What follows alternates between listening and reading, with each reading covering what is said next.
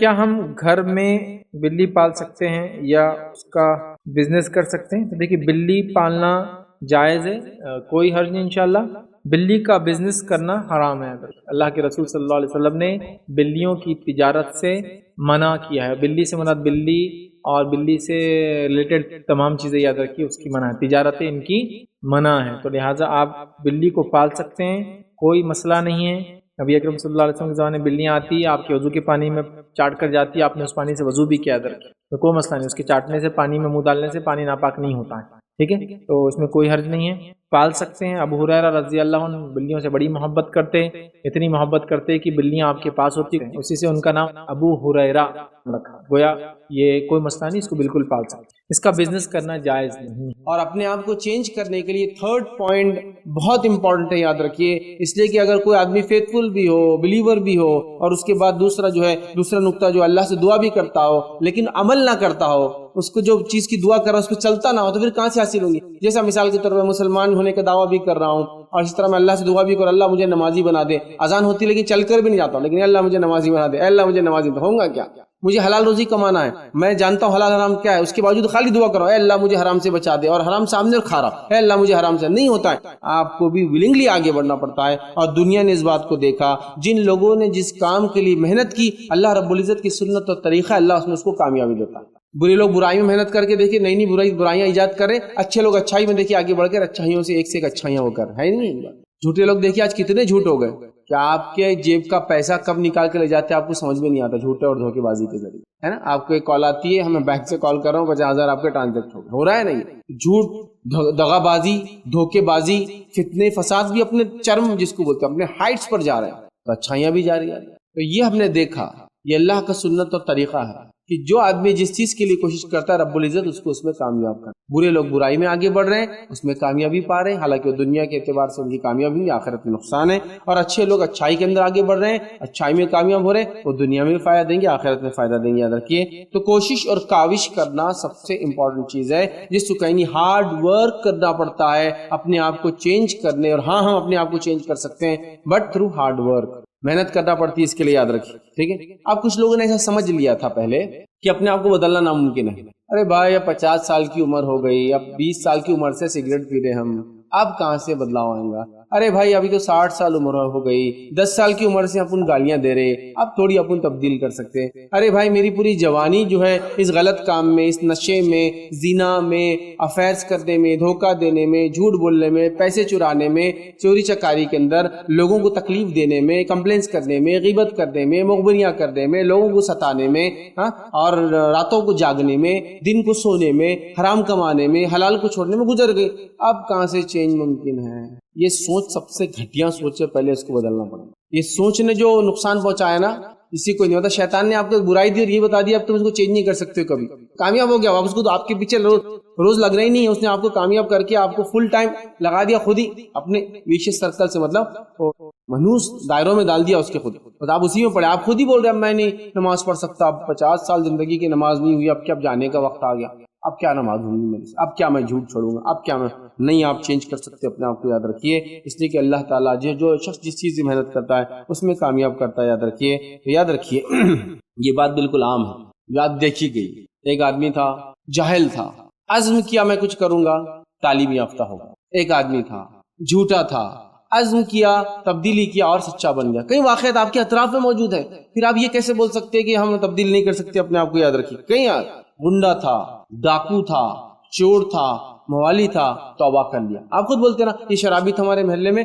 آج تو اتنا شریف ہو گیا کہ ہر آدمی چاہتا ہے اسے گھر رشتہ بھیجے اپنا، اس کی بچیوں کو، اس کی بہنوں کو، اتنا شریف بولتے ہیں نا۔ تو اس کا مطلب یہ کہ چینج پاسبل ہے، آدمی اگر سوچے اور کوشش کرے تو اللہ تعالیٰ کامیابی ہر آدمی کو کوشش پہ دیتا ہے۔ تو ہمیں کوشش کرنا ہے سب سے بڑے، تو ہم تو اس میں بیٹھ گئے کہ برے اخلاق میرا پارٹ ہے، برائی میرا کیریکٹر بن چکی ہے، میں اس کو چھوڑ نہیں سکتا ہوں، نو آئی کی ناٹ چینج، میں نے سوچ لیا۔ ایسا نہیں ہے اللہ کے پاس، ہم نے دیکھا کتنے برے لوگوں نے چینج کیا۔ دوسری چیز آپ دیکھیے، یہ ایک دم جس کو کہیں گے پریکٹیکل چیزیں، یاد رکھیے کہ ہم جنگلی جانوروں کو، حیوانات کو تک بدل سکتے ہیں۔ آپ نے کتا لا لیا، کتے کو لا کے اتنا کیریکٹر فل بنا دیا آپ نے کہ وہ آپ کی حفاظت میں لگ گیا، وہ کہاں کھانا ہے اس کو پتا ہے، کون سا کھانا نہیں کھانا ہے اس کو پتا ہے۔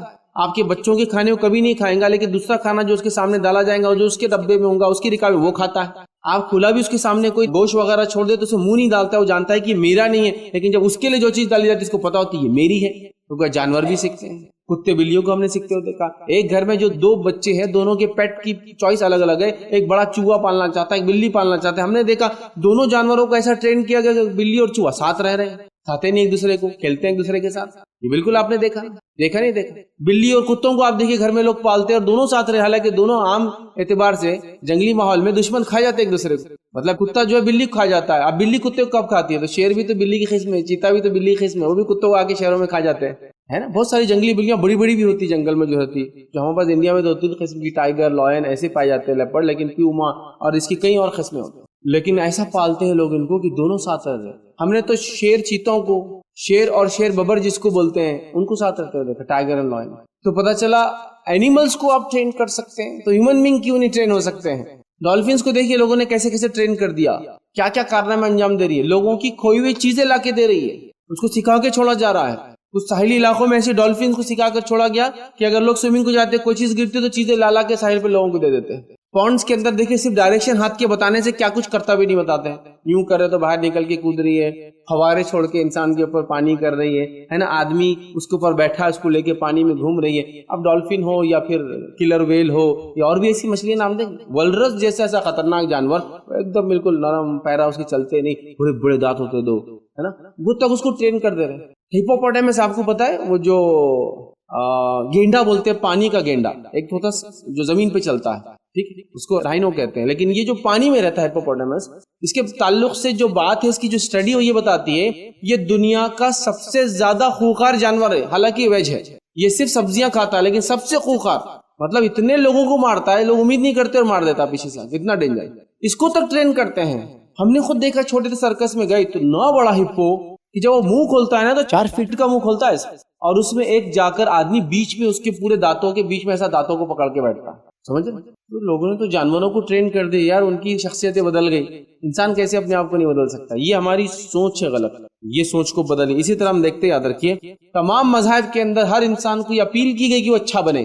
اور ہم سے پہلے جو الہامی مذہب تھے جنہوں نے اپنے آپ کو تبدیل کر دیا, یہود اور نصارہ, ان میں بھی یہ بات تھی. اس کا مطلب انسان اپنے آپ کو تبدیل کر سکتا ہے, تبھی تو یہ احکام دیے جا رہے ہیں. ہم کو اپنے آپ کو بدلنا ہے. یاد رکھیے یہ بڑی اہم چیز ہے. کون اپنے آپ کو بدل کر سکتا ہے؟ نبی اکرم صلی اللہ علیہ وسلم فرماتے کہتے ہیں علم سیکھنے سے حاصل ہوتا ہے. جو میرا بھی تیسرا پوائنٹ چل رہا نا, کوشش کرنا پڑے گا, محنت مشقت کرنا پڑے گا. ہم کیا کریں, اے اللہ مجھے علم دے دے, اے اللہ مجھے علم دے دے, اس سے علم نہیں آتا. آگے بڑھنا پڑے گا, کتابیں پڑھنا پڑے گا, مکتب مدرسہ اسکول جانا پڑے گا, ٹیچر کو اپوائنٹ کرنا پڑے گا, یا آن لائن ٹیچنگ کرنا پڑے گا. آپ فرما رہے علم سیکھنے سے حاصل ہوتا ہے. پھر فرماتے ہیں نفس کو صبر پر آمادہ کرنے سے صبر اور تحمل حاصل ہوتا ہے. نفس کو صبر پر آمادہ کرنا پڑتا ہے. اپنی نفس کو, اپنے آپ کو صبر پر آمادہ سمجھتے ہیں, اپنے آپ کو فورس کرنا پڑے گا کہ مجھے رہنا ہے, آمدگی کا اظہار کرنا پڑے گا. تو آپ سے فرما رہے صبر اور تحمل حاصل ہو جاتا ہے. جو خیر اور بھلائی کی تلاش میں رہے گا اسے خیر عطا کیا جائے گا, اور جو برائی سے بچنے کے عزم رکھے گا اسے برائی سے محفوظ کیا جائے گا. حدیث میں واضح کوشش کتنی ضروری. علم حاصل کرنے سے حاصل ہوں گا, صبر تحمل کرنے سے حاصل ہوں گا. پھر آپ فرما رہے ہو کیا, جو خیر کی بھلائی تلاش کریں گا اللہ اس کو خیر عطا فرمائیں گا, اور جو برائی سے بچنے کا ارادہ کریں گا اللہ اس کو برائی سے بچائیں گا. اندر سے کچھ کرنا پڑے گا, چینج لانا پڑے گا, اپنے آپ کو چینج کرنے کے لیے موٹیویٹ کرنا پڑے گا, اپنے آپ کو آگے بڑھانا پڑے گا, یہ بار بار کہنا پڑے گا یس آئی کین ڈو اٹ, ہاں میں کر سکتا ہوں. یہ چیز ہمارے اندر تبدیلی بالکل ممکن ہے. زندگی کسی مرحلے میں کسی بری عادت, کسی بری لت, کسی بری چیز سے, کھانے کی, پینے کی, دیکھنے کی, استعمال کی, سب سے ہم بچ سکتے ہیں انشاءاللہ. چاہے وہ زبان سے ہوتی, آنکھ سے ہوتی, کان سے ہوتی, ناک سے ہوتی, ہاتھ سے ہوتی, پیر, سب سے بچ سکتے ہیں. عزم اور ارادہ کرنا ہے. تو جو لوگ یہ بیٹھے ہیں نا, ایسا نہیں ہوتا بھائی اپنے سے, آپ وہ چھوڑ دے. جانور بھی سیکھ رہے ہیں, ہاں, کتے بلیوں کو سکھایا جا رہا ہے. پھر آپ کیسے نہیں سیکھ سکتے اور ہم کیسے نہیں سیکھ سکتے؟ یاد رکھیے اس کو سمجھنے کی ضرورت ہے, یاد رکھیے اس پر عمل کرنے کی ضرورت. یہ تیسرا پوائنٹ تھوڑا لمبا تھا میرا, کہ ہم کو محنت کرنا ہوگا, اور محنت کر کے انسانیت اچھی.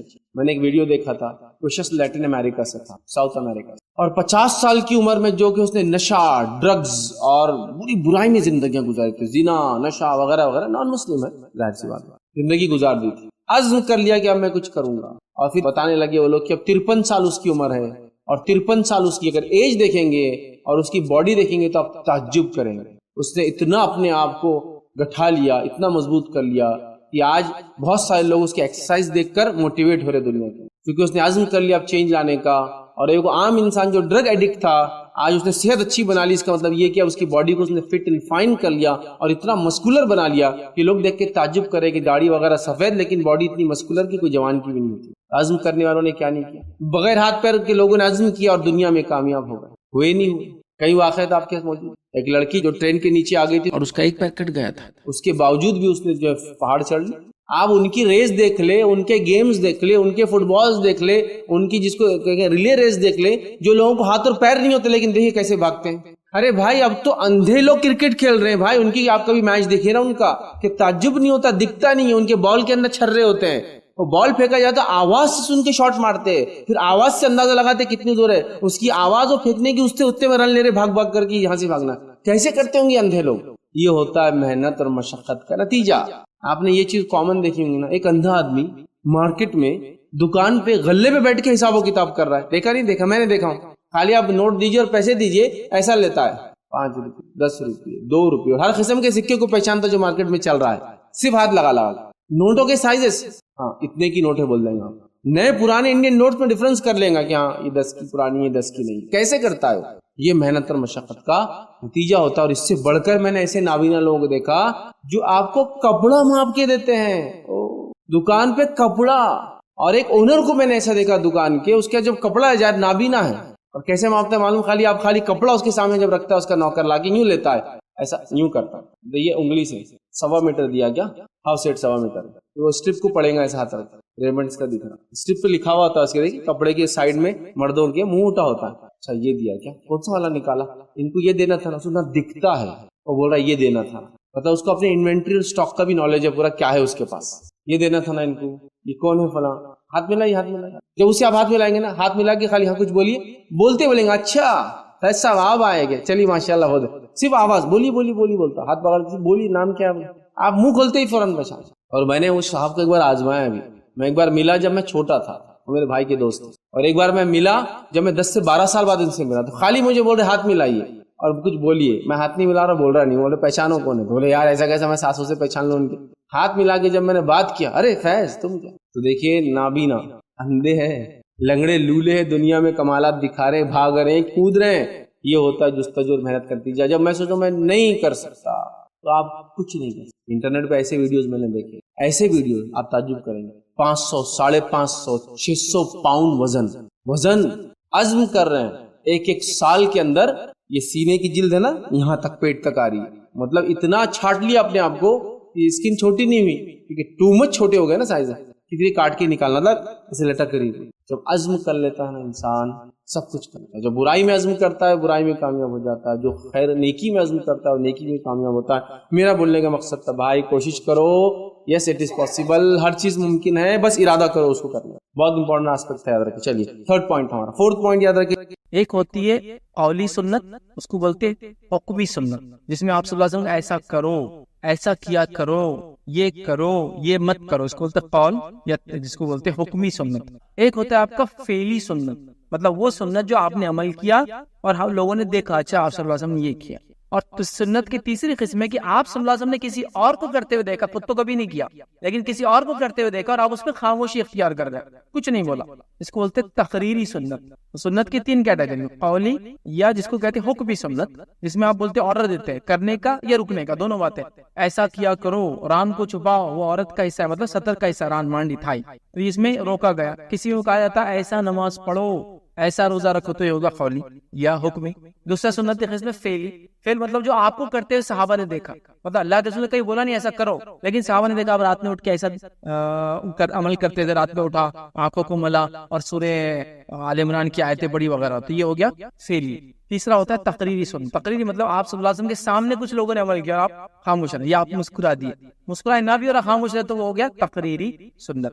تو بلی پالنا تقریری سنت, آپ صلی اللہ علیہ وسلم نے خود بھی نہیں کیا اور نہ ہی حکم دیا, لیکن تقریری مطلب یہ کہ آپ نے کسی کو بلی پالتے ہوئے دیکھا اور کچھ نہیں کہا, خاموشی اختیار کی. اور وہ کیا کون تھے جن کو آپ نے دیکھا بلی پالتے ہوئے؟ ایک صحابی بڑے مشہور ہے, ابو ہریرہ رضی اللہ عنہ, ان کو اللہ کے رسول نے بلی پالتے ہوئے دیکھا. بلکہ روایت میں آتا ہے بلیوں کے اتنے شوقین تھے.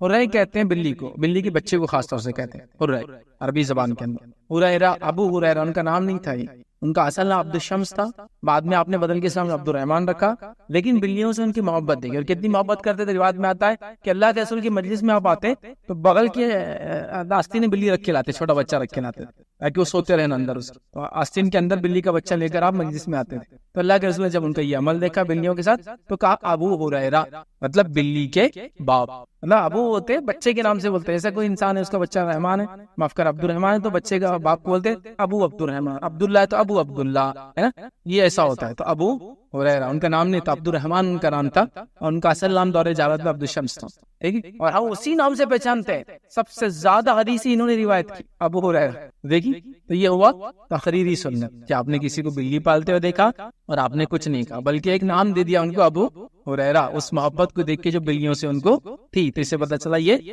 عملی سنت نہیں ہے اور یہ حکمی سنت نہیں ہے، یہ تقریری ہے۔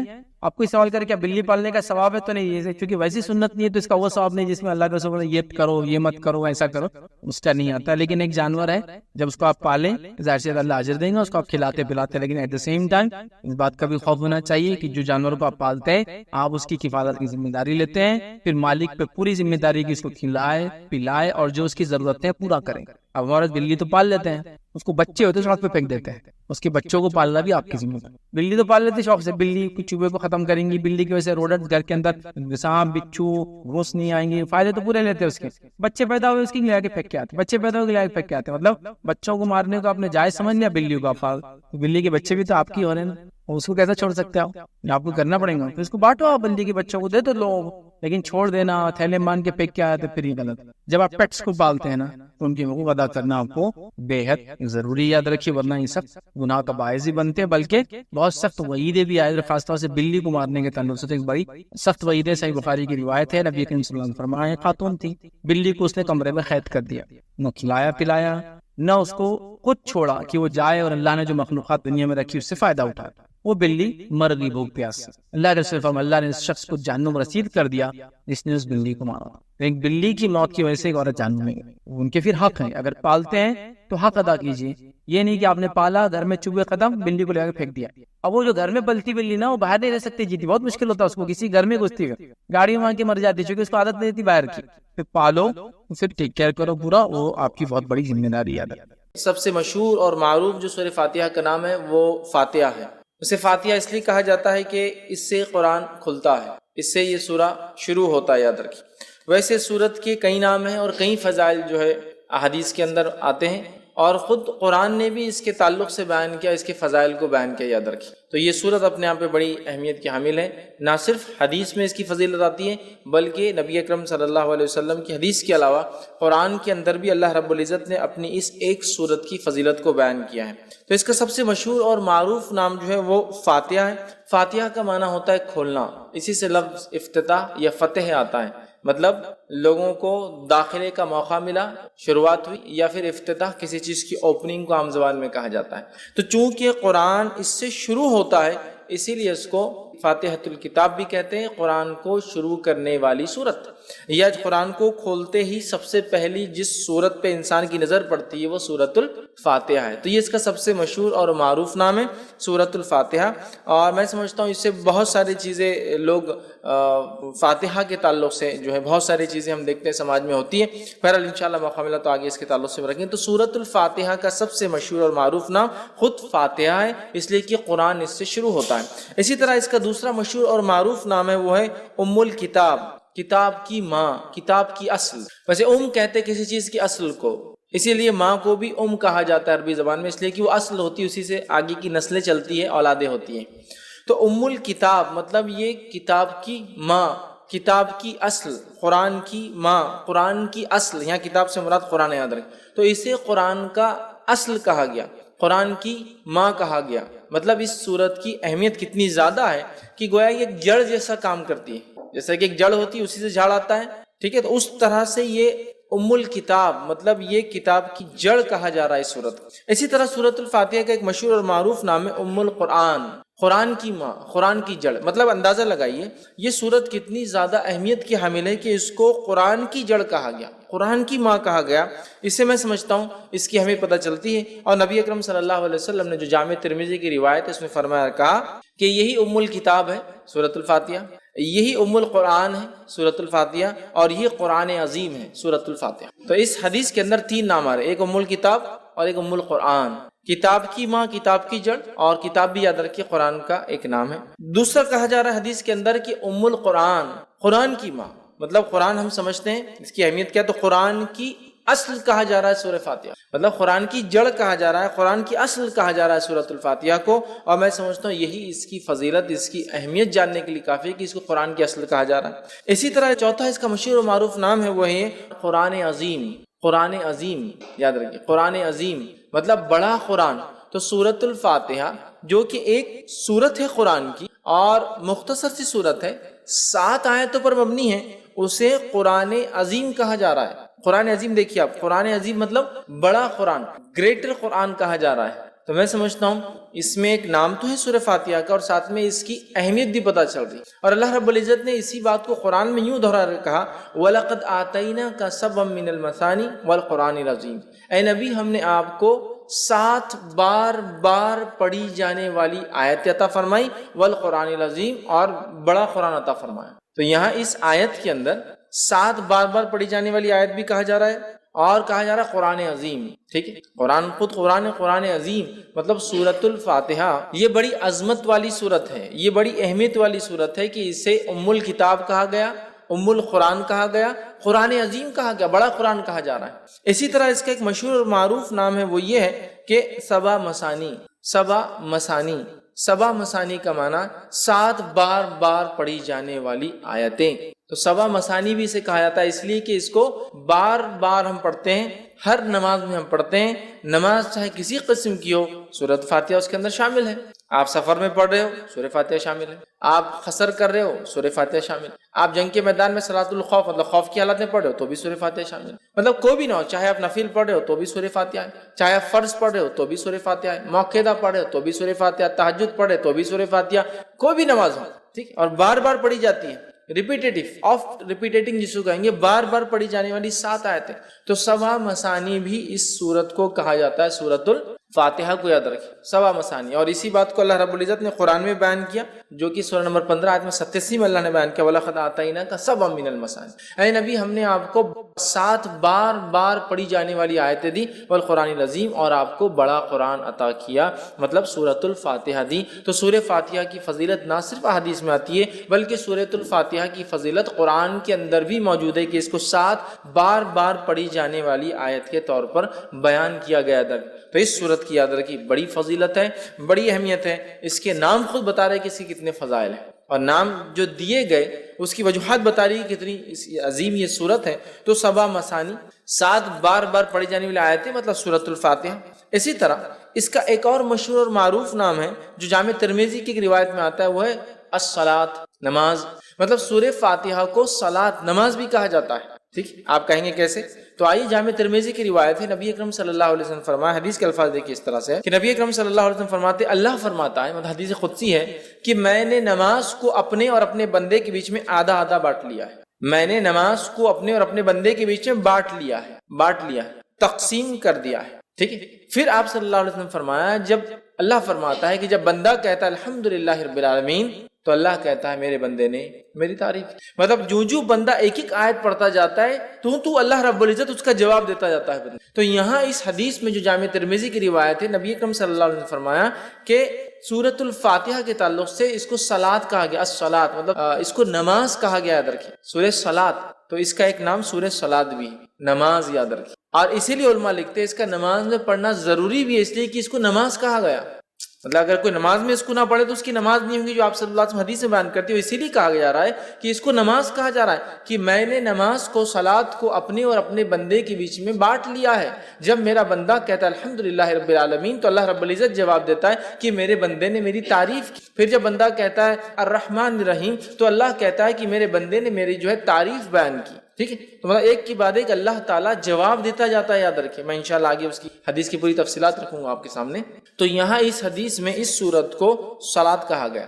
ٹھیک ہے، یہ ایک اس کا مشہور اور معروف نام ہے، اور یہ چھٹا نام تھا جو ہم دیکھ رہے ہیں. اسی طرح اس سورت کو سورہ الشفا بھی کہا جاتا ہے، اس لیے کہ اس کو بیماری کے علاج کے لیے یا اسی طرح جادو کے علاج کے اندر اس کو پڑھ کر دم کیا جاتا ہے. تو سورہ الشفا مطلب جس سے شفا حاصل کی جا سکتی ہے. یا اس کا ایک اور نام جو کہ ایک 8واں مشہور معروف ہے، سورۃ الرقیہ.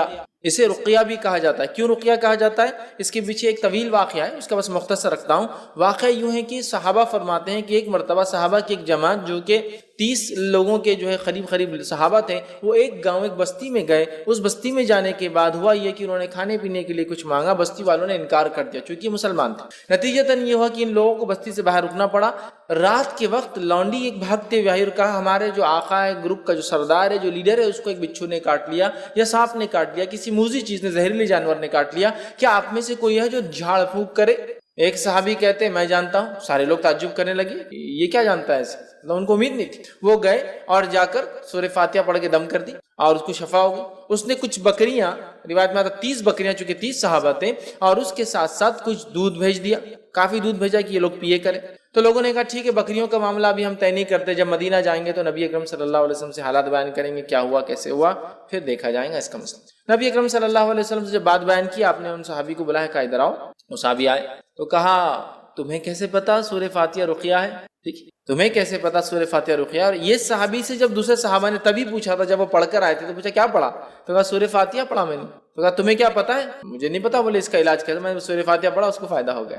تو یہاں نبی اکرم صلی اللہ علیہ وسلم دیکھیے حدیث کے اندر الفاظ ہے کہ کہا تمہیں کیسے پتا چلا کہ یہ سورت رقیہ ہے، پڑھ ریمیڈی ہے، دم کی جانے والی چیز. تو اوپر آ رہا کیور ہے، شفا ہے، رقیہ ہے، ریمیڈی ہے، دم کرنے والی چیز ہے.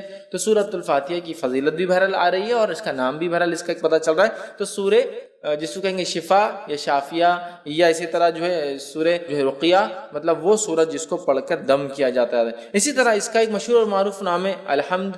الحمد سورۃ الفاتحہ کا ایک معروف نام ہے الحمد. ٹھیک، چونکہ عموماً ہم دیکھتے ہیں بہت ساری صورتوں کو ہم ان کے اصل نام سے نہیں پہچانتے ہیں بلکہ ان کی ابتدا سے پہچانتے ہیں. سورہ تبارک الذی ہے نا، سورہ تبارک الذی، مطلب ہم اس کو اصل نام سے وہ نہیں کرتے. سورہ ملک، سورہ تبارک الذی. ٹھیک ہے، سورہ قل، مطلب عمومی اعتبار سے قل بولے تو قل اللہ واحد ہوتا ہے نا. تو اس طرح سے ہم جو ہے نام دیتے ہیں، لیکن اس کا نام اگر دیکھا جائے تو الحمد بھی ایک مشہور نام ہے. جیسا کہ الم ترا سورہ فیل ہے نا، لیکن الم ترا سے مشہور ہے. تو ویسا سورہ الحمد ہے نا، الحمد یہ بھی اس کا ایک نام ہے.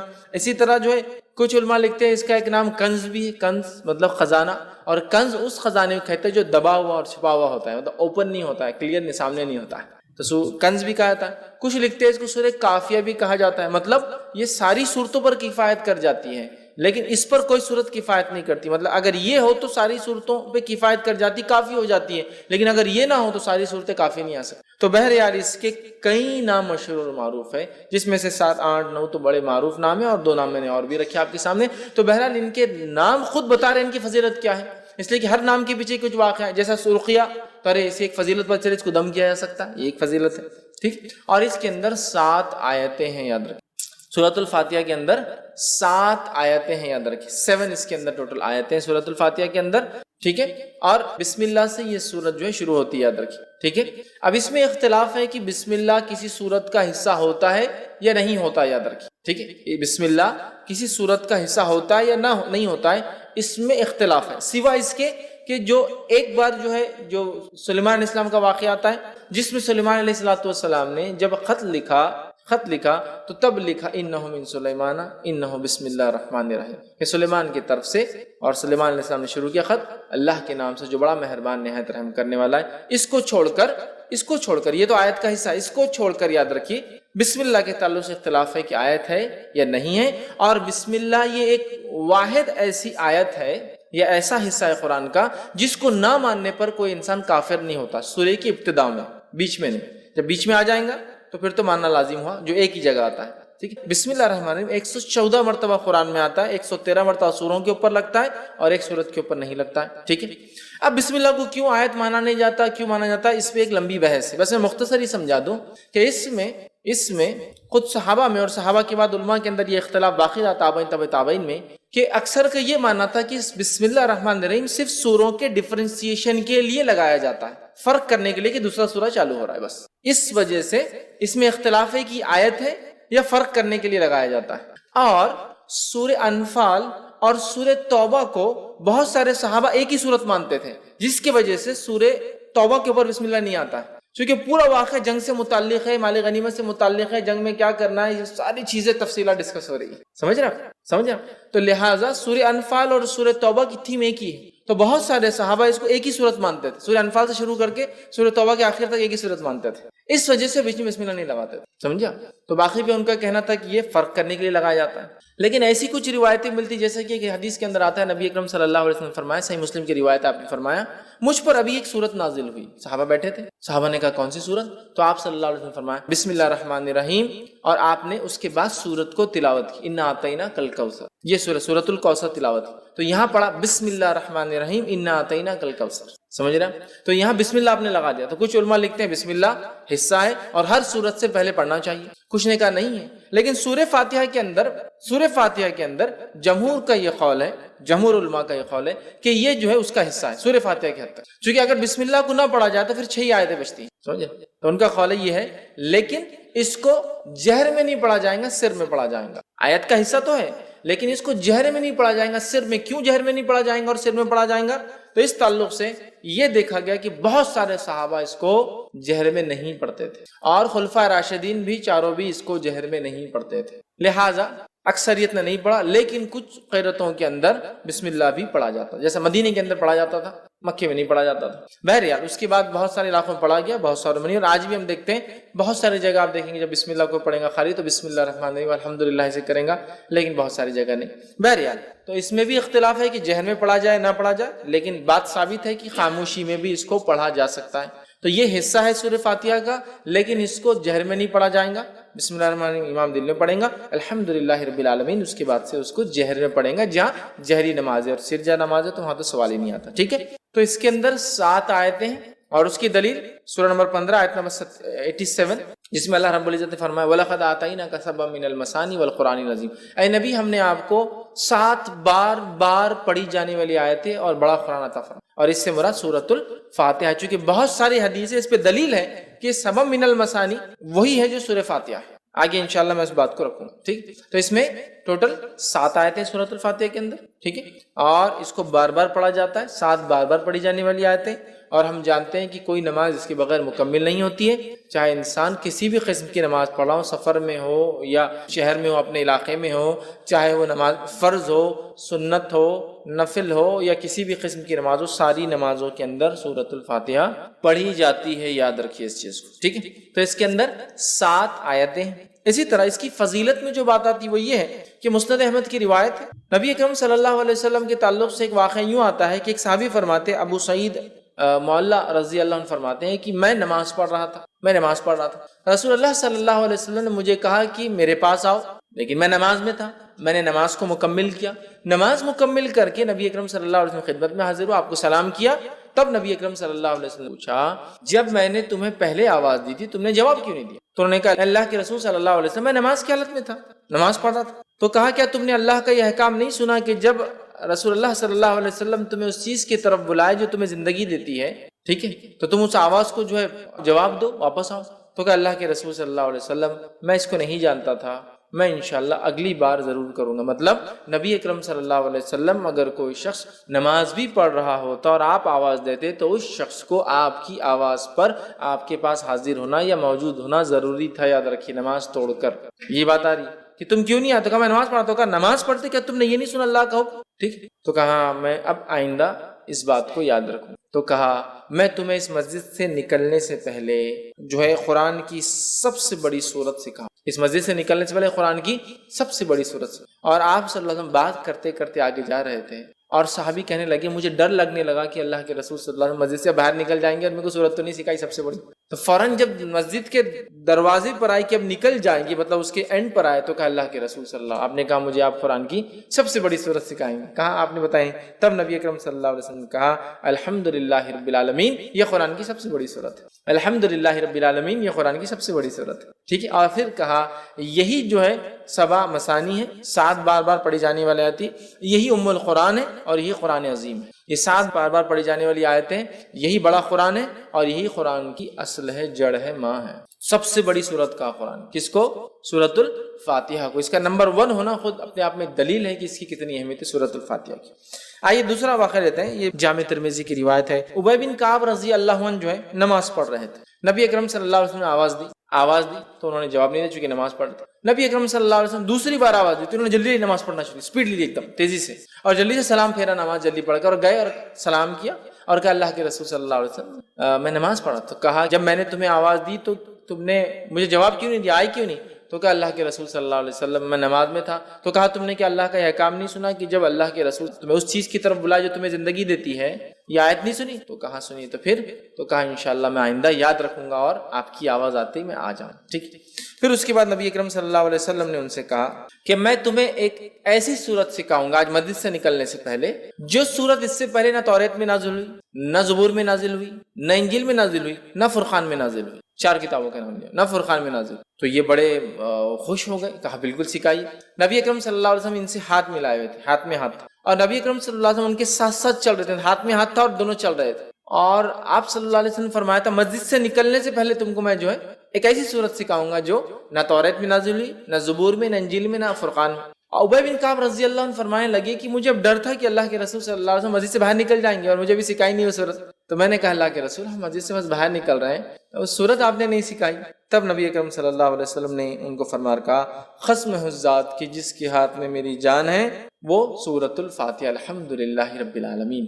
سورۃ الفاتحہ یہ وہ سورت ہے قرآن کی جو اس سے پہلے نہ توریت میں نازل ہوئی، نہ زبور میں نازل ہوئی، نہ انجیل میں نازل ہوئی، اور نہ ہی فرقان میں آپ نے کہا، قرآن میں اب ہو گئی ہے، اس سے پہلے کبھی نازل نہیں ہوئی۔ ایک روایت میں اس طرح کے الفاظ آتے ہیں کہ ایک آواز نبی اکرم صلی اللہ علیہ وسلم نے ایک مرتبہ سنی، جبرائیل علیہ السلام سے پوچھا یہ آواز کیسی تھی؟ تو کہا آج جنت کا ایک ایسا دروازہ کھولا گیا، آج آسمان کا ایک ایسا دروازہ کھولا گیا جو اس سے پہلے کبھی نہیں کھولا گیا تھا، اور فرشتے سورۃ الفاتحہ لے کر آئے، مطلب اسپیشل فرشتے آئے، اسپیشل ہوئی ساری چیزیں، سمجھے، جو دروازہ اس سے پہلے کبھی نہیں کھلا۔ تو سورۃ الفاتحہ ایک ایسی سورت ہے جو اس سے پہلے کسی امت کو نہیں دی گئی، یہ اس کی فضیلت ہے، کسی امت کو نہیں دی گئی، یہ سب سے بڑی سورت ہے قرآن کی، کسی امت کو، کسی قوم کو، کسی نبی کو، کسی کو یہ سورت نہیں دی گئی، سورۃ الفاتحہ، ٹھیک۔ اسی طرح اس کے فضائل کے اندر ایک فضیلت یہ آتی ہے کہ نبی اکرم صلی اللہ علیہ وسلم نے 3 مرتبہ، صحیح مسلم کی روایت 3 مرتبہ کہا اور فرمایا 3 مرتبہ کہا، الفاظ یہ تھے آپ نے کہ جس نے نماز پڑھی اور سورہ فاتحہ نہیں پڑھی اس کی نماز مکمل نہیں،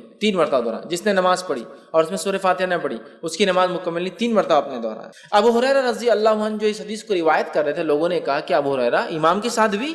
تو کہا امام کے ساتھ بھی، جب امام کے ساتھ ہو تو اپنے جی میں پڑھ لیا کرو، جب امام ہو وہ خیرت کر رہا ہو تب، تو کہا اپنے جی میں پڑھ لیا کرو، دل میں پڑھ لیا کرو پھر، لیکن تب بھی پڑھنا ہے تم، ٹھیک۔ اس کے بعد جو ہے ابو ہریرہ رضی اللہ عنہ فرمایا اس صورت کو اتنی اہمیت اس لیے دی جا رہی ہے کہ میں نے اللہ کے رسول صلی اللہ علیہ وسلم کہتے ہوئے سنا کہ اللہ نے نماز کو اپنے اور اپنے بندے کے بیچ میں بانٹ لیا ہے، کہ میں نے نماز کو، اللہ فرما رہا ہے، اپنے اور اپنے بندے کے بیچ میں بانٹ لیا ہے۔ اور پھر الفاظ ہیں جب بندہ کہتا ہے الحمدللہ رب العالمین تو اللہ جواب دیتا ہے بندے نے میری جو ہے تعریف۔ پھر جب بندہ کہتا ہے الحمدللہ رب العالمین الرحمن الرحیم، کہ بڑا مہربان نہایت رحم والا، یہ الفاظ ادا کرتا ہے تو اللہ تعالیٰ جواب دیتا ہے میرے بندے نے میری حمد بیان کی، ٹھیک۔ اس کے بعد جب بندہ کہتا ہے مالک یوم الدین تو اللہ کہتا ہے میرے بندے نے میری حمد بیان کی، ٹھیک ہے۔ اس کے بعد جب بندہ کہتا ہے ایاک نعبد و ایاک نستعین تو اللہ کہتا ہے یہ میرے اور میرے بندے کے بیچ میں ہے، جو میرا بندہ مانگے گا میں اس کو وہ دوں گا، یہ میرے اور میرے بندے کے بیچ میں ہے، یہ میرے اور میرے بندے کے بیچ میں ہے۔ اسی لیے علماء لکھتے ہیں کہ سورۃ الفاتحہ کو 3 حصوں میں تقسیم کیا جا سکتا ہے۔ پہلا اللہ کی حمد و ثنا تعریف، بسم اللہ الرحمن الرحیم الحمدللہ رب العالمین الرحمن الرحیم مالک یوم الدین، تعریف، ٹھیک۔ اس کے بعد یہ آیت ایاک نعبد و ایاک نستعین، تو پہلی 4 آیتیں اللہ کی تعریف، 5ویں آیتیں اللہ اور بندے کے بیچ میں آدادہ ہے، حدیث کے الفاظ بھی یہ میرے بندے اور میرے بیچ میں ہے، اور میرے بندے نے جو مانگا میں اسے دوں، بیچ میں۔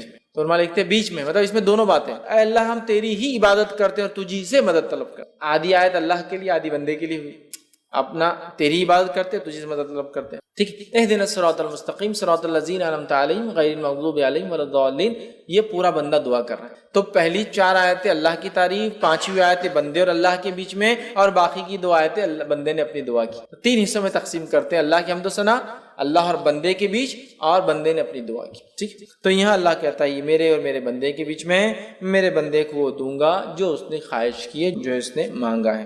پھر جب بندہ کہتا ہے اہدنا الصراط المستقیم صراط الذین انعمت علیہم غیر المغضوب علیہم ولا الضالین، تو اللہ کہتا ہے یہ میرے اور میرے بندے کے بیچ میں، میرے بندے کو میں وہ دوں گا جو اس نے مجھ سے مانگا ہے. مطلب جو دعا ہم نے کی، اے اللہ ہم تجھی سے مدد طلب کرتے ہیں، اہدنا الصراط المستقیم، ہمیں سیدھا راستہ دکھا، صراط الذین انعمت علیہم، ان لوگوں کا راستہ دکھا جس پہ تیرا انعام ہوا، غیر المغضوب، ان لوگوں کے راستے پہ مت چلا جن پر تیرا غضب ہوا، ولا الضالین، اور ان کے راستے پہ نہ چلا جو اپنی راہ سے بھٹک گئے. آمین ہم کہتے ہیں. تو بندہ اللہ کہتا ہے میرے بندے نے جو مانگا میں اسے. ٹھیک ہے، تو اسی لیے اس کا پڑھنا ابو ہریرہ رضی اللہ عنہ فرماتے ضروری نماز میں. کیوں کہ نماز کہا گیا کہ اللہ نے نماز کو اپنے اور اپنے بندے کے بیچ میں آدھا آدھا بانٹ لیا ہے، یاد رکھیں. ٹھیک ہے، اسی طرح دیکھتے ہیں ہم کہ سورۃ الفاتحہ کی ایک فضیلت جو ہم دیکھ چکے ہیں، صحیح مسلم کی روایت ہے کہ یہ رقیہ ہے، اس کو دم کیا جا سکتا ہے نا، اس میں شفا ہے، جیسا کہ جادو ہو جائے، ٹھیک ہے، تو اس کو پڑھا جا سکتا ہے. ٹھیک ہے، تو اس کے علاج ہے، مطلب ایک قسم کا، یا زہریلا جانور کاٹ لے تب اس کو دم کیا جا سکتا ہے، یاد رکھیے. تو یہ بھی اس کی فضیلت ہے. ویسے اس صورت کی کئی فضیلتیں احادیث کے اندر آتی ہے، اور اس کے فضائل پر، اس کی اہمیت پر، اس کے معنی اور مفہوم کو ایکسپلین کرنے میں لوگوں نے جلدیں لکھ دی، یاد رکھیں جلدیں لکھ دی. جیسا کہ مشہور اور معروف جو مولانا ابوالکلام آزاد کی ایک مشہور کتاب ہے سورۃ الفاتحہ کی، انہوں نے تفسیر کی. میں سمجھتا ہوں 200-250 پیجز کی صرف ان 7 آیتوں کی تفسیر ہونے اس کے اندر. تو بہت بہرحال اس کی تفسیر، اس کی فضائل، اس کے فوائد، اور اس صورت کے کیا فائدے ہوتے ہیں، اس کی کیا اہمیت ہے، اس کے ہر حرف ہر معنی کی کیا اہمیت ہے. اس لیے کہ اس کو قرآن کی جڑ کہا جا رہا ہے، اصل کہا جا رہا ہے، ماں کہا جا رہا ہے. تو ظاہر سی بات ہے کہ معمولی جو ہے صورت نہیں ہے، یہ معمولی چیز قرآن عظیم کہا جا رہا ہے، معمولی بات نہیں. 7 بار بار پڑھی جانے لے آتے معمولی نہیں، نماز میں پڑھنا ضروری معمولی نہیں ہے. ٹھیک ہے، بہرحال یہ چند فضائل تھے جو میں نے آپ کے سامنے رکھی. آئیے اب چند باتیں اس کے معنی کے تعلق سے 7 آیتوں کو ہم مختصر دیکھتے ہیں. اللہ تعالیٰ فرماتا ہے بسم اللہ الرحمن الرحیم، اللہ کے نام سے جو بڑا مہربان نہایت رحم کرنے والا ہے. میں سمجھتا ہوں بسم اللہ الرحمن الرحیم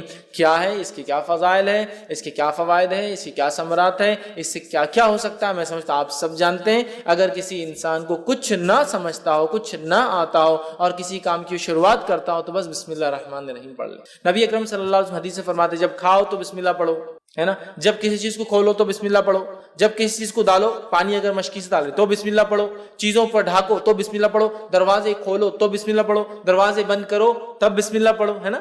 کتنا ہے، قرآن پڑھ رہے ہیں اس سے پہلے ہم کو بسم اللہ پڑھنا ہے، کسی کام کی شروعات کرے اس سے پہلے ہم کو بسم اللہ پڑھنا ہے. مطلب بسم اللہ ایک طرح سے ایک ماسٹر دعا ہے، ایک ماسٹر کی جیسا ہوتا ہے نا، تو ایک ماسٹر دعا ہے کہ ہمیں کچھ نہیں آتا تو یہ کر سکتے کم از کم بسم اللہ، اللہ کے نام سے بڑا مہربان نہایت رحم. اور یہ بڑی اہم چیز ہے، اگر یہ شامل نہ ہو تو ہمارا کھانا اس میں بھی شیطان شامل، ہمارا پینا اس میں بھی شیطان شامل، ہمارا رہنا اس میں بھی شیطان شامل. یاد رکھیے، اور اللہ کا ذکر نہ ہو تو ہر عمل میں شیطان داخل ہو جاتا ہے. یاد رکھیے، سمجھ رہا، ہر عمل میں. یاد رکھیے، تو بسم اللہ کو ایک معمول بنا لے اللہ کے نام سے، ہے نا. وضو کرنا ہے تب بھی بسم اللہ پڑھنا ہے نا، کہ اس کا وضو نہیں جس نے بسم اللہ نہیں پڑھا. مطلب بڑا اہم ہے، بڑا اہم ہے. بھول جاتے ایک الگ بات ہے لیکن بڑا اہم ہے. یاد رکھیں بسم اللہ، یاد رکھیے. تو یہاں سورہ فاتحہ شروع ہو رہی بسم اللہ الرحمن الرحیم، اللہ کے نام سے بڑا مہربان نہایت رحم کرنے والا. تو ہمیں بھی چاہیے ہم جب قرآن کو پڑھے تو بسم اللہ سے چالو کرے، ہر کام کرے تو بسم اللہ سے چالو کرے، اور بسم اللہ اللہ کے نام سے. ظاہر سی بات ہے اگر ہم کسی کام کو اللہ کے نام سے شروع کریں گے تو یہ کام بابرکت ہوگا، فضیلت کا حامل ہوگا، اہمیت کا حامل ہوگا، برکت لائیں گا، رحمت لائیں گا، ہے نا. اللہ کا کرم ہمارے طرف متوجہ ہوگا، اس لیے کہ ہم نے اللہ کے بابرکت نام سے اس چیز کی شروعات کی. اور اللہ کے نام سے زیادہ بابرکت چیز دنیا میں کوئی نہیں ہے، سب سے بابرکت چیز. اس کے بعد اللہ تعالیٰ جس میں تاثیر دے اس کو برکت والا اللہ بنا دیتا ہے، لیکن سب سے بابرکت چیز. ہم جب شروعات کریں کسی چیز کی تو بسم اللہ سے کریں. تو یہاں بھی اللہ نے سورۃ الفاتحہ کی اپنی کتاب کی ابتدا بسم اللہ الرحمن الرحیم، اللہ کے نام سے بڑا مہربان نہایت رحم والا. ٹھیک ہے، یہ اس کا معنی ہے.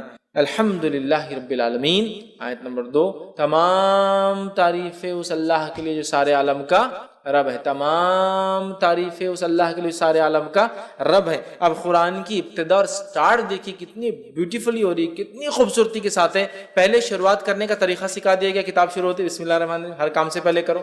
دوسرا، الحمدللہ رب العالمین، تمام تعریفیں اس اللہ کے لیے ہے جو سارے عالم کا رب ہے. تعریف حمد کرنے یا حمد کسی کی جائے تو وہ صرف اللہ کی ذات ہے، یہ بتا دیا گیا. اور اللہ رب العزت کون ہے، انٹروڈکشن بھی آ جا رہا ہے دوسری آیت کے اندر، الحمدللہ رب العالمین، تمام تعریفیں اس اللہ کے لیے جو سارے عالم کا رب ہے. مطلب اللہ تعالیٰ کوئی لوکل، علاقائی، ٹرائبل یا ریجنل گاڈ نہیں ہے. جس رب کی ہم تعریف کر رہے ہیں وہ رب سارے عالم کا رب ہے، جس کی ہم تعریف کر رہے ہیں. سارے عالم، سارے عالم، عالم جو کچھ وجود میں ہے سب عالم، جو کچھ وجود میں سب عالم میں. تو تمام تعریفیں اس اللہ کے لیے جو سارے عالم کا، تمام چیزیں جو وجود میں لائی ہے اس نے، ان سب کا رب. سمجھ رہا؟ الحمدللہ، تمام تعریف. اور الحمدللہ کا معنی شکر کے اس میں نہیں لینا چاہیے. حالانکہ حمد میں شکر شامل ہے لیکن شکر میں حمد شامل نہیں ہے. کیوں کہہ رہا ہوں میں؟ جنرلی اردو اسپیکنگ میں کیا ہوتا ہے ہمارے پاس، الحمدللہ کا معنی کیا لیتے ہیں ہم لوگ؟ اللہ کا شکر ہے. اب پرابلم کیا ہوتی ہے، حمد میں شکر شامل ہے لیکن شکر میں حمد شامل نہیں ہے. سمجھ رہے آپ؟ جیسا کہ اگر میں کہہ رہا ہوں شکریہ بھائی صاحب آپ نے میرا کام کیا، لیکن ضروری نہیں میں اس کی تعریف کروں، میں پسند بھی نہیں کرتا ہوں اس کو، نہیں شکریہ ادا کرتا ہوں. حمد میں شکر شامل ہے، شکر میں ہم شامل نہیں ہے. اگر ہم اردو زبان کے اعتبار سے اس کا معنی اللہ کا شکر ہے، جیسا کہ لوگ کھانا کھاتے ڈکارائی تو الحمدللہ پڑھتے ہیں، اس کے علاوہ بہت کم پڑھتے ہیں. حالانکہ الحمدللہ کے تعلق سے اس کی فضیلت ہے، لا الہ الا اللہ افضل الذکر، الحمدللہ افضل الدعاء، حدیث کے الفاظ، افضل الدعاء، سب سے افضل دعا الحمدللہ، سب سے افضل دعا الحمدللہ. تو بہرحال اس کا معنی تمام تعریفیں، تمام شکر اللہ کے لیے نہیں ہے، تمام تعریف. چونکہ شکر کے اندر حمد شامل نہیں ہوتی، حمد میں شکر شامل ہے، تو ہم اس کو تمام تعریفیں لے، اللہ کا شکر یہ معنی مت لے، ورنہ اللہ کا شکر معنی میں لیں گے تو پھر صرف اچھائی پہ بولنا پڑیں گا. اگر کوئی خیر ہم کو نظر نہ آیا تو ہم اس پہ الحمدللہ کیوں بولیں گے؟ الحمدللہ کیوں بولیں گے؟ جیسا کہ کوئی پیدا ہو گیا کسی گھر میں، بچہ پیدا ہوا تو کیا بولتے ہیں لوگ؟ الحمدللہ اللہ نے مجھے اولاد عطا کی. لیکن اگر کسی گھر میں کوئی مر گیا اور آپ نے کہا الحمدللہ تو آپ گئے، کیوں کہ معنی کیا اس میں لیا جا رہا ہے؟ تمام شکر ہے نا، شکر. تو یار یہ موت پہ تم بول رہے، جب کہ الحمدللہ تمام تعریف ہے. تو کوئی پیدا ہو بھی تو تعریف اللہ کی، کوئی بیمار ہو بھی تو تعریف اللہ کی، کوئی مر جائے بھی تو تعریف اللہ کی، دنیا میں خیر بھی آئے تعریف اللہ کی، شر بھی ہمارے اوپر آئے جو کہ آزمائش ہے تعریف اللہ کی. تعریف اللہ کی یاد رکھیں چاہے حالات سے ہم جو بھی گزرے. تو الحمدللہ رب العالمین، تمام تعریف ہے اللہ کے لیے جو سارے عالم کا، عالم سے مراد ہر وہ چیز جو ایگزسٹنس میں، ہر وہ چیز جو وجود میں، انسانوں کا عالم، جنوں کا عالم، فرشتوں کا عالم، کیڑے مکوڑوں کا عالم، مچھلیوں کا عالم، جانوروں کا عالم، چرند پرند کا عالم، تمام چیزیں جو کچھ ہے، کائناتوں کا عالم. یاد رکھیں لا تعداد کائنات جو اللہ نے، تمام عالموں کو آپ دیکھیں تو آپ تعجب کریں گے. تمام تعریف ہے اس اللہ کے لیے، سارے عالم کا رب ہے، ان سب کو بنانے والا ہے. اس لیے کہ اگر اس عالم پہ کوئی غور کرے نا تو بنانے والے کی ذات پر خود ایمان لاتا ہے، جتنی چیزیں اس نے بنائی. اور رب کہتے عربی زبان میں، رب کہتے اس ذات کو کہ جب جتنا ضرورت ہو اتنا دینے والا، اس کو کہتے رب. جب جتنا ضرورت ہو اتنا دینے والا، اس کو کہتے رب. بچہ ماں کی پیٹ میں ہے، جب جتنی ضرورت ہے اس کو وہاں دینے والا. ماں کی پیٹ سے نکل کے دنیا میں آ گیا، جب جتنی ضرورت ہے اس کو وہ چیز دینے والا. جو اس کی چیزیں ضرورت کی وہ چیزیں اس فراہم کر دے رہا ہے. سمجھ رہے آپ؟ تو یہ ہوتا ہے رب، جو جب جتنا جیسے ضرورت ہو اتنا دینے والا. سمجھ رہے؟ نہ زیادہ نہ کم، جتنی آپ کو ضرورت ہے. تو الحمدللہ رب العالمین، تمام تعریف اس اللہ کے لیے ہے جو سارے عالم کا رب ہے. یاد رکھیے. اور عالم میں کیا کہوں، اگر ایک انسان رب کا انکار کرتا ہے، اگر عالم پہ بھی غور کرے تو رب پر ایمان لائے گا کہ نہیں بنانے والا ہے، اور اس نے ہر چیز کو اتنا دیا جتنی اس کو ضرورت تھی. یہ بڑی بات. تو قرآن کی ابتدا ایک یونیورسل میسج کے ساتھ ہو رہی ہے کہ یہ کتاب اس رب کی طرف سے آئی جو سارے عالم کا رب ہے. یہ کوئی local God, regional God, tribal God کی بات نہیں ہو رہی. یہ ایک ایسے ڈیٹی کی، ایک ایسے پالن کرتا رچیتا کی بات ہو رہی ہے. یہ ایسے خالق کی بات ہو رہی، بنانے والے کی، جو سارے عالم کا بنانے والا ہے. سمجھ؟ تمام تعریفیں اس اللہ کے لیے جو سارے عالم کا رب ہے. اللہ سب کا رب ہے، یہ کوئی صرف مسلمانوں کا رب نہیں. یاد رکھیے یہ میسج سورہ فاتحہ شروع ہوتی ہے، اللہ تعالیٰ نے کنوے کر دیا. اور سارے عالم کا کوئی علاقہ یا کوئی ایریا، کوئی ریس، کوئی قوم کا بھی نہیں. یاد رکھیے کہ یہ قوم کا ہے، وہ قوم کا ہے، سارے عالم کا رب. یاد ہے جو کچھ وجود میں اللہ ان کا رب ہے. یاد ہے. ٹھیک ہے. الحمدللہ رب العالمین الرحمن الرحیم، بڑا مہربان نہایت رحم کرنے والا. یاد رکھیے. اب بڑا مہربان نہایت رحم کرنے والا، اس کا کیا معنی ہے؟ تو اس کے تعلق سے ایک مشہور روایت ہے، جامع ترمذی کی حدیث ہے، اور حدیث کے الفاظ ہیں کہ اللہ تعالیٰ فرماتا ہے کہ میں اللہ رحمان نے رحم کو پیدا کیا. رحم سمجھتے ہیں؟ یوٹرس، بچے دانی، ماں کے پیٹ میں جو حصہ ہوتا ہے، جو ایک بچے کے لیے سب سے محفوظ جگہ ہوتی ہے. یاد رکھیں، سب سے محفوظ جگہ رحم. اللہ فرماتا میں نے رحم کو پیدا کیا اور اسی سے اپنا نام رحمان رکھا. رحم سے نام رحمان رکھا، جو اس کے رشتوں کو باقی رکھیں گا تو میں بھی اپنا تعلق اس سے باقی رکھوں، اور جو اس رحم کے رشتوں کو توڑ دیں گا تو میں بھی اس سے اپنا تعلق توڑ لوں۔ ایک روایت میں کہ اللہ نے رحم کو پیدا کیا اور اس کو عرش کے نیچے رکھ دیا، تو رحم نے اللہ سے دعائی دی، اللہ سے فریاد کی، مانگا، اے اللہ، تو اللہ نے بولا کیا بات ہے، کیا ہونا؟ تو کہا میرے سلسلے میں کیا معاملہ ہے، میرے سلسلے میں کیا معاملہ ہے جو میرے سے باقی رکھے، مطلب پیدا رشتوں کو باقی رکھے، اور جو توڑے کیا معاملہ ہے؟ تو اللہ نے کہا جو تیرے رشتوں کو باقی رکھیں گا میں بھی اس سے رشتہ باقی، جو توڑ دیں گا میں بھی اس سے رشتہ۔ تو رحم خوش ہو گیا، پھر سیٹسفائیڈ ہو گیا کہ میرا حق ادا ہو گیا، تو اللہ نے رحم پیدا کی۔ صلہ رحمی اسی سے صلہ جوڑنا، رحمی رحم کے رشتوں کو جوڑنا، تعلقات کو جوڑنا، رشتہ داریوں کو باقی رکھنا، ٹھیک ہے۔ دینی بنیاد پر رشتے توڑے جا سکتے ہیں لیکن انسان بنا کوئی شرع عذر کے رشتے نہ توڑے جیسا آج کل ہوتا ہے۔ بہرحال تو اللہ نے رحم پیدا کیا، رحم سے نام لیا رحمان، اور علماء لکھتے ہیں رحمان اور رحیم ایک ہی اس کی اصل ہے، ایک ہی اصل ہے، رحیم رحم اس کی اصل ہے، یہ دونوں لفظ اسی سے آتے ہیں۔ رحمان اللہ کا رحم گریٹر ڈگری میں، رحیم اللہ کا رحم کرنا جس کو کہیں گے کنڈیشنل ڈگری میں۔ کیسے؟ اللہ بارش برساتا ہے، جب بارش برستی ہے ایک علاقے میں تو مسلم اور غیر مسلم، ایمان والا اور کافر، ماننے والا نہ ماننے والا، شکر کرنے والا نہ شکرے، سب پر برستی، سب فائدہ اٹھاتے۔ رحمان انکنڈیشنل رحم، اور رحیم کنڈیشنل رحم۔ اللہ تعالیٰ روز قیامت صرف مومنوں پہ رحم کرے گا، کافروں پہ نہیں کرے گا، سمجھ رہا؟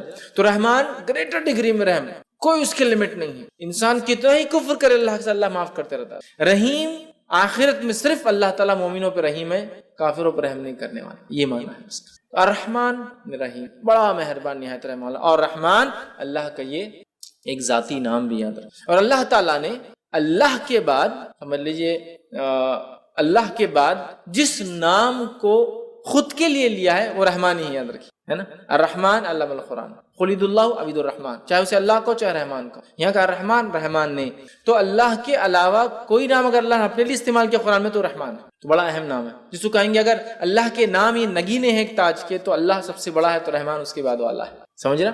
تو رحمان اس کے ذاتی نام بھی ہے، رحیم صفتی نام بھی ہے، رحمان بہت رحم کرنے والا اور بڑا مہربان، سب کے لیے نہایت رحم کرنے والا، مومنوں کے آخرت میں ادر۔ تو اسی لیے کچھ علماء لکھتے ہیں رحمان دنیا کے اعتبار سے، رحیم آخرت کے اعتبار سے مومنوں کے لیے صرف۔ اللہ تعالیٰ کافر اور مشرک پہ رحم نہیں کرنے والا، اللہ تعالیٰ منافقوں پر، فاسق اور فاجروں پر رحم نہیں کرنے والا۔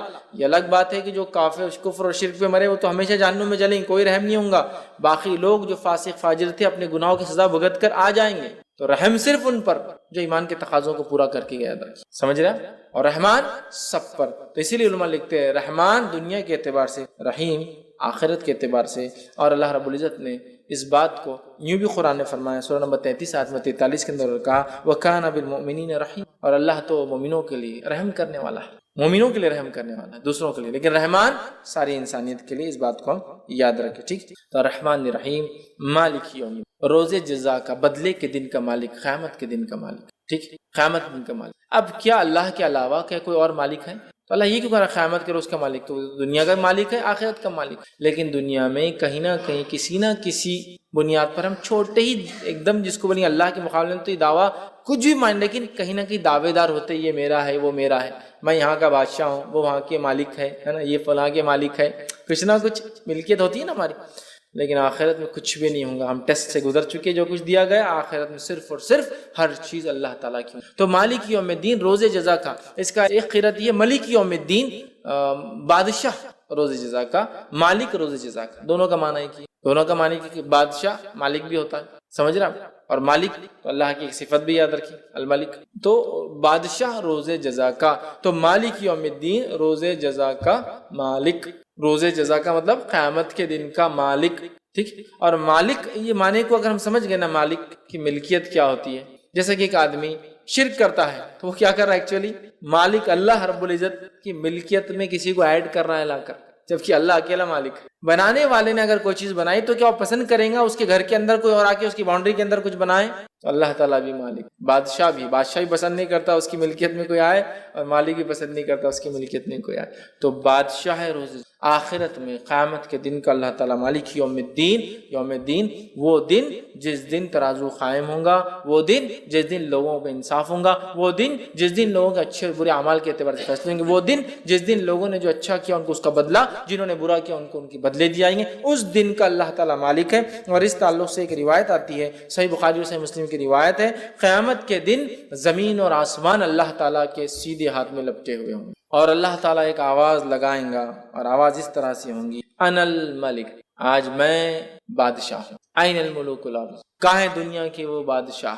این الجبارون و این المتکبرون، کہاں ہے وہ دنیا کے بادشاہ جو ظلم اور زیادتی اور جبر کرتے اپنے لوگوں پر، اور کہاں ہے وہ جو تکبر کیا کرتے؟ اللہ آواز دیں گے، اللہ آواز دیں گا. یاد رکھیں، لہٰذا تکبر کرنا بہت خطرناک بات ہے، یاد رکھیں، خاص طور سے جب آدمی کو اللہ مال دولت یا پوزیشن یا سلطنت یا ملکیت دے، اس لیے کہ اللہ آواز دیں گا، کہاں ہے دنیا کی بادشاہ؟ آج میں بادشاہ ہوں، آج کوئی دوسرا بادشاہ نہیں، کسی کی بادشاہت نہیں چلیں گے، آج میں بادشاہ ہوں. کہاں ہے دنیا کے بادشاہ؟ اللہ ان کو.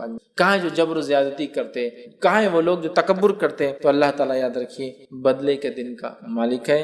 اور اللہ رب العزت نے سورہ غافر سورہ نمبر 40 آیت نمبر 16 میں فرمایا کہ لمن الملک اليوم للہ الواحد، آج کس کے لیے ملکیت ہے؟ صرف اس ایک اللہ کے لیے جو واحد ہے اور قہار ہے. سمجھ رہے ہیں؟ تو آج قیامت کے روز کسی کی ملکیت نہیں ہوں گی، یاد رکھیں، اور زمین و آسمان اللہ کے سیدھے ہاتھ میں ہوں گے، یاد رکھیں. اور اللہ تعالیٰ کہیں گا کہاں ہے دنیا کی، آج میں بادشاہ. سمجھ رہے ہیں بات کو؟ لہٰذا اللہ بادشاہ ہے روز جزا کا، بدلے کے دن کا. جس دن جس نے جو دنیا میں کیا تھا اس کو اس کے بدلے چکائے جائیں گے، حساب اور کتاب ہوں گا اس ڈگری اور اس لیول تک کہ ایک بکری جس کو سنگ نہیں ہوں گے، اس کو کسی سنگ والی بکری نے مارا ہوگا تو بغیر سنگ والی کو سنگ دیا جائے گا، وہ اس بکری کو ماریں گے جس نے دنیا مارا تھا، اور ان کا معاملہ ختم کر دیا جائے گا. صحیح مسلم کی روایت ہے. اس دن کا اللہ تعالیٰ جو ہے مالک ہے، مالک یوم الدین. پھر اللہ نے فرمایا ایاک نعبد و ایاک، اے اللہ ہم تیری ہی عبادت کرتے ہیں اور تجھی سے ہی مدد طلب کرتے ہیں. اے اللہ ہم تیری بھی عبادت کرتے ہیں اور تجھ سے بھی مدد طلب کرتے نہیں ہیں، تیری ہی صرف اور صرف اے اللہ تیری عبادت اور تجھی سے مدد طلب کرتے. اگر اتنی بات بھی ایک بندہ سمجھ جائے نا، ایک مومن بندہ، تو انشاءاللہ کم از کم مسلمان شرک نہیں کریں گے. حالت یہ ہے کہ ہم اس صورت کو پڑھتے ہیں، کتنی بار پڑھتے ہیں؟ خالی فرض نمازیں جو لوگ پڑھتے ہیں، خالی فرض تو 17 بار ہو جاتی ہے. فجر کی 2 رکعت، ظہر کی 4 رکعت، عصر کی 4 رکعت، مغرب کی 3 رکعت، عشاء کی 4 رکعت، 17 دفعے پڑھ رہا ہے اس کو. ایاک نعبد و ایاک نستعین، اے اللہ ہم تیری ہی عبادت کر اور تجھی سے ہی مدد طلب کر. تیری بھی نہیں، تیری ہی، ہے نا؟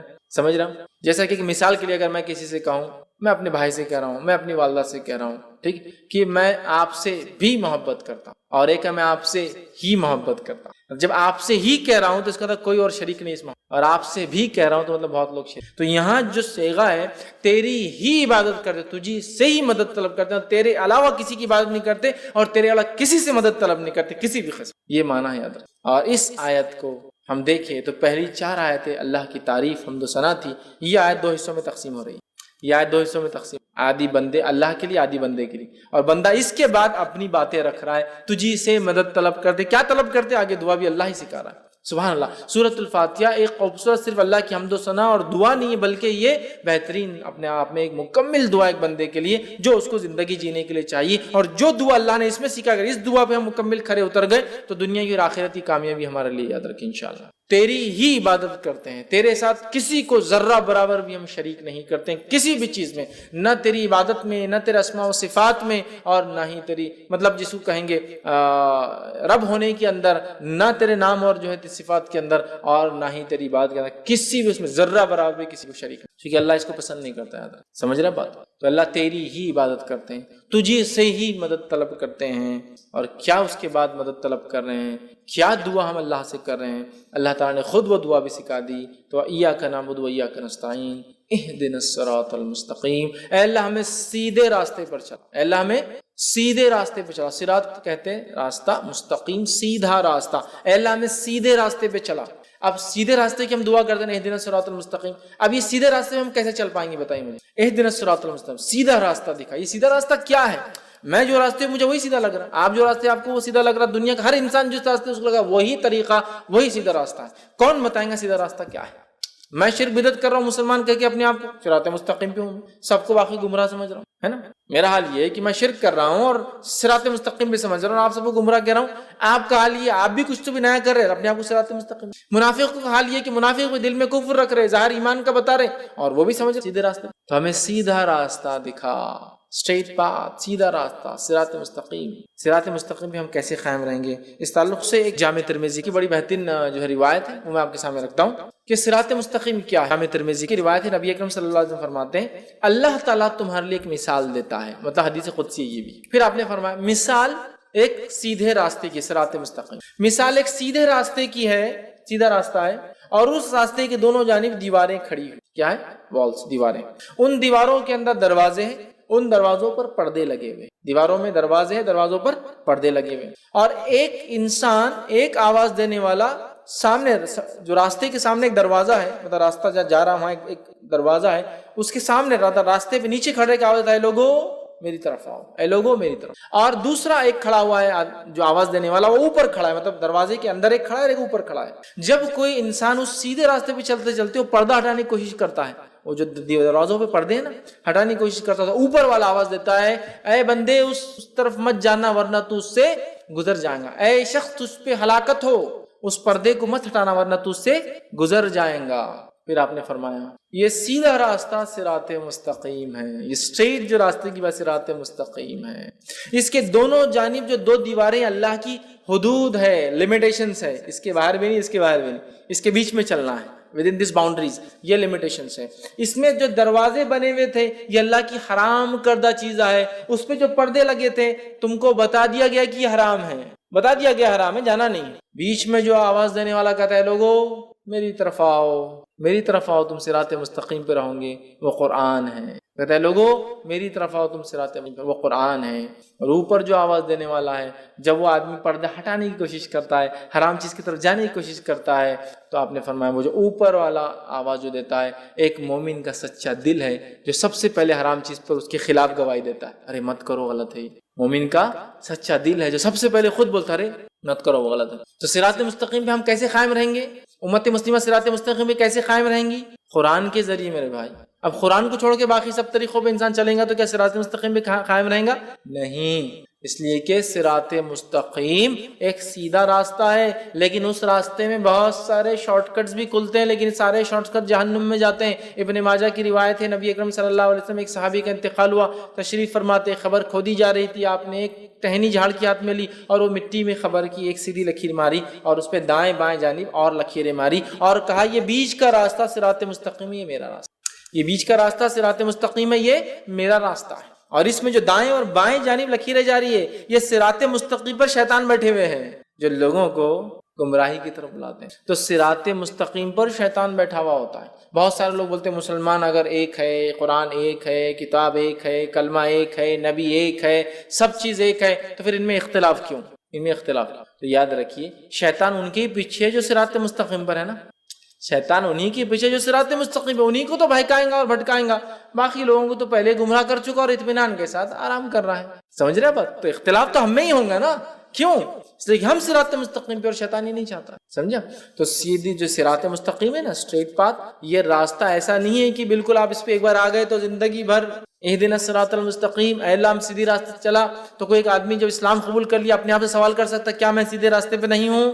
پھر کیوں مجھے دعا کرنے لگایا جا رہا ہے روز اہدنا الصراط المستقیم، اہدنا الصراط المستقیم، اہدنا الصراط المستقیم؟ کیوں دعا کرنے لگایا جا رہا ہے؟ اس لیے کہ صراط مستقیم پہ آنے کے بعد ہی بھٹکنا سب سے اصل کام ہے شیطان کا، صراط مستقیم پر آنے والوں کو ہی بھٹکانا. باقی کو تو لگا چکا، باقی کو جہنم کے راستے لگا چکا، منافق جہنم کے راستے لگ چکے، کافر جہنم کے راستے لگ چکے، مشرک جہنم کے راستے لگ چکے. ایمان کی طرف آئیں گے تبھی پیچھے پکڑیں گا وہ کہ اب اس کو میں بھٹکاؤں. سمجھ رہے؟ اسی لیے ہم کو ایمان والا ہونے کے ناطے تکبر نہیں کرنا ہے کہ جنت میں جائیں گے، اس لیے کہ ہمیں صراط مستقیم پر مرنے تک دعا کرنا ہے، اللہ ہمیں صراط مستقیم پر قائم رکھ. ایمان لانے کے بعد ایک آدمی سوچ سکتا نا کیوں دعا کرنے لگا جا رہی سیدھے راستے پہ چلا؟ اس لیے کہ اب خطرہ زیادہ ہے ہمارا جس کو کہیں گے جہنم میں جانے کا. اس لیے اب شیطان ہمارے پیچھے ایڑی چوٹی کا زور لگا دے گا کہ ہمیں سمجھا. اور جہاں وہ شرک نہیں کرا سکیں گا تو چھوٹے چھوٹے گناہ کرا کے خوش رہیں گا. نبی اکرم صلی اللہ علیہ وسلم نے فرمایا کہ اب اس علاقے میں، عرب کے علاقے میں شیطان مایوس ہو چکا ہے کہ اس کی کبھی عبادت ہوں گی. اب مایوس ہو گیا، اب نہیں ہوتی، لیکن وہ تم سے چھوٹے چھوٹے گناہ کروائیں گا جن کو تم معمولی سمجھ کے کرو گے اور وہ اس میں خوش ہو جائے، سیٹسفائیڈ ہو جائے. تو جہاں اب شرک نہیں ہو سکتا وہاں صغائر کر کے سیٹسفائیڈ ہے. جہاں وہ شرک کروا سکتا تو پہلے یہ اٹیک کرتا ہے. اس لیے ہم کو ہر روز سکھایا جا رہا ہے اہدنا الصراط المستقیم، اے اللہ ہمیں سیدھے راستے پہ چلا، سیدھے راستے. کیوں؟ کہ صراط مستقیم سے بھٹکانے کے لیے شیاطین بیٹھے. اہدنا الصراط، اے اللہ ہم سیدھے راستے چلا. صراط الذین انعمت علیہم، اس راستے پر چلا جن پر تیرا انعام ہوا، جن پر تیرا انعام ہوا. یاد رکھیے، جن پہ تیرا انعام ہوا، تیری نعمتیں تو نے برسائی، جو تیرے پسندیدہ بندے تھے. انعام ان پہ ہوں گے نا اللہ کے جو پسندیدہ بندے تھے. تو اہدنا الصراط، سیدھے راستے پہ چلا. اور کس کے راستے پہ چلا؟ مطلب اس سے پہلے کون تھے جو سیدھے راستے پہ چلے؟ وہ انعام والے لوگ. اہدنا الصراط المستقیم، سیدھے راستے پہ چلا. ان کے راستے پہ چلا جن پہ تیرا انعام ہوا. انعام ان پہ ہوا جو سیدھے راستے پہ چلے تھے. وہ کون تھے؟ من النبیین، وہ انبیاء تھے. والصدیقین، اور سچے لوگ تھے. والشہداء، اور شہید تھے. والصالحین، اور نیکوکار تھے. وحسن اولئک رفیقا، جو قرآن کی ایک آیت کا ہی حصہ یاد ہے نا. ایک لمبا واقعہ اس کے پیچھے بہرحال، لیکن انعام والے لوگ کون ہیں یہ آیت کے اندر بتا دیا گیا. وَمَن يُطِعِ اللَّهَ وَرَسُولَهُ فَأُولَٰئِكَ مَعَ الَّذِينَ أَنْعَمَ اللَّهُ مِنَ النَّبِيِّينَ وَالصِّدِّيقِينَ وَالشُّهَدَاءِ وَالصَّالِحِينَ وَحَسُنَ أُولَٰئِكَ رَفِيقًا، کہ جو اللہ اس کے رسول کی اطاعت کریں گا تو وہ ہوں گا روز قیامت ان کے ساتھ، من النبیین، انبیاءوں کے ساتھ، والصدیقین، سچوں کے ساتھ، والشہداء، شہیدوں کے ساتھ، والصالحین، اور نیکوکاروں کے ساتھ، وحسن اولئک رفیقا، اور کیا ہی بہترین ساتھی. سمجھے آپ؟ انعام کس پر ہو؟ 4 لوگوں پر. انبیاءوں کے طریقے پہ ہم کو چلنا ہے، اور بالخصوص نبی اکرم صلی اللہ علیہ وسلم کے طریقے، چونکہ آخری نبی جو ہمیں دیے گئے. والصدیقین، اور سچوں کے طریقے پہ، جس طرح سے ابوبکر الصدیق سچے انسان تھے. سارے دنیا نے جھٹلایا، آپ نے اقرار کیا. سارے لوگ عرب کے ہنس رہے تھے کہ محمد کہہ رہے ہیں. جو مشہور واقعہ ہے کہ آپ کو لقب صدیق کیوں ملا، وہ یہ تھا کہ سارے لوگ ہنس رہے تھے کہ محمد صلی اللہ علیہ وسلم رات کے حصے میں کل گئے اور جا کر مسجد اقصیٰ سے پھر آسمانوں کا سفر کر کے آئے. دیکھو محمد، نعوذ باللہ، محمد صلی اللہ علیہ وسلم تمہارا ساتھی، کسی نے ابوبکر صدیق سے کہا تمہارا ساتھی جو ہے نعوذ باللہ پاگل ہو چکا ہے کہ وہ یہ کہہ رہا ہے کہ رات کے حصے میں مسجد اقصیٰ جو کہ 1 مہینے کا سفر، اس کے بعد آسمانوں کا سفر کر کے آیا ہے. ابوبکر صدیق رضی اللہ عنہ نے کہا کیا محمد صلی اللہ علیہ وسلم یہ بات کہہ رہے؟ تو کہا پھر میں اس کو مانتا ہوں، وہ جا کر آئے. صدیق سچا مطلب تصدیق کرنے والا، سچ کو ماننے والا. صدیقین جیسا ابوبکر صدیق اور دیگر سچے لوگ تھے. والشہداء، اور شہید، جس طرح سے عمر ابن خطاب رضی اللہ عنہ، جس طرح سے عثمان ابن عفان رضی اللہ عنہ، جس طرح سے علی بن ابی طالب رضی اللہ عنہ، جس طرح سے حمزہ بن عبد المطلب رضی اللہ عنہ، اور جس طرح سے ایک لمبی فہرست ہے شہداء کی. اور والصالحین، اور جو نیک لوگ ہیں، اللہ کے نیک بندے ہیں. یہ وہ 4 لوگ ہیں کیٹیگریز جن پہ اللہ کا انعام ہوا. یہ سب ایمان کے بعد والی چیز ہے. ایمان لائے، وہ سارے تقاضوں کو پورا کرنے والے، لیکن ایمان کی بلندیوں کو چھونے والے، جس میں انبیاء جن کے درجے تک ساری انسانیت بھی مل جائے تو ایک نبی کے ایمان کے برابر یہ درجے تک نہیں پہنچ سکتی، وہ تھے. اور اس کے بعد ان کے راستے پہ ہمیں چلنا ہے، بالخصوص نبی اکرم صلی اللہ علیہ وسلم کے طریقے پر. اور پھر وہ صدیقین، وہ سچے لوگوں کا جو تصدیق کرتے تھے حق کی ہر دور اور زمانے میں. آج بھی اس زمانے سے ہم گزر رہے ہیں جس زمانے میں اسلام کا انکار کرنا، حق کا انکار کرنا معمولی بات سمجھی جا رہی ہے. یاد رکھیں، اس دور میں تصدیق کرنا کہ میں ایمان لاتا ہوں اس چیز پر، من ہوں ان جیسا کہا گیا، یہ ایک سچے انسان کی، مومن کی آج پہچان ہے. وہ شہداء، وقت پڑنے پر اپنا جان مال تو انسان لگاتا ہے، جان بھی اللہ کے راہ میں لگا دے. وہ صالحین، اور نیکیوں پہ اڑا رہے، اس لیے کہ آج نیکی کرنا بہت مشکل کام ہے. وحسن اولئک رفیقا، اور اللہ نے کہا کیا ہی بہترین ساتھی ہے. جو اللہ رسول کی اطاعت کرے گا تو ہوں گا 4 لوگوں کے ساتھ، اور یہ بہترین ساتھی. تو یہ انعام والے لوگ ہیں. تو اللہ چلا ہمیں سیدھے راستے پر. کن کے راستے پر؟ جو اس راستے پہ چل چکے ہیں پہلے. وہ کون ہے؟ وہ 4 لوگ جن پہ تیرا انعام ہوا. وہ 4 لوگ یہ ہے، ٹھیک ہے. صراط الذین انعمت علیہم غیر المغضوب، اور مت چلا ان راستے پر، ان لوگوں کے راستے پر جن پر تیرا غضب ہوا. اس سے مراد یہود، اس لیے کہ وہ ایمان والے تھے ہم سے پہلے، لیکن ایمان والے ہونے کے باوجود انہوں نے کفر کو اور شرک کو پسند کیا، انبیاء کی نافرمانی کو پسند کیا، اللہ کے جس کو شعار علامت انبیاء کو قتل کرنا پسند کیا، جو رب چاہتا تھا اس کی خلاف ورزی کرنے کو پسند کیا. ہفتے کو مت شکار کرو، کرنا ہے، پسند کیا. سمجھ رہے آپ؟ نافرمانیوں کو پسند کیا، اطاعت کو چھوڑ دیا.